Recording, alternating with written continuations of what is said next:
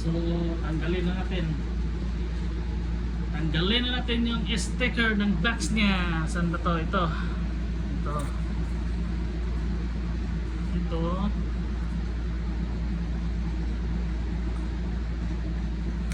Ito guys. Tadaan! Tapos yung sa kabila.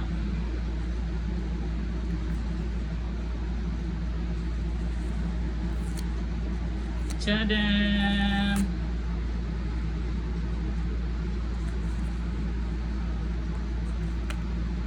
Tibay nito guys.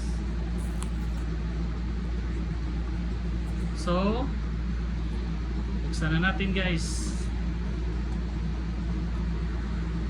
Wow! iPhone 16 Pro Max Desert Titanium International.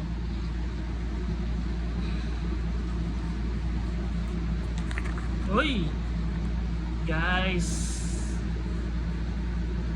ganda pala nito sa personal Yung nakikita ko pa to sa kuan guys, sa YouTube, kala ko di maganda, pero sa personal maganda pala. Yun.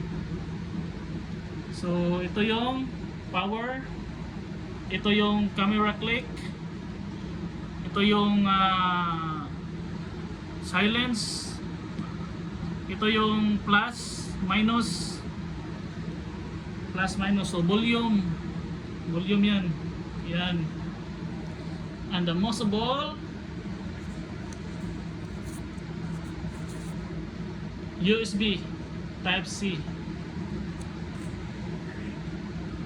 So ano pang laman ito guys?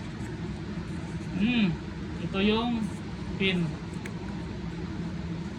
Tapos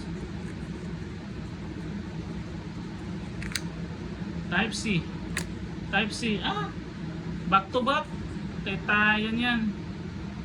So kailangan natin ng adapter na may USB Type C para mailagay ito.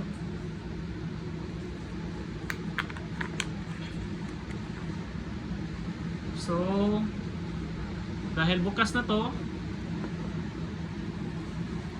lagay muna natin sa taas dyan.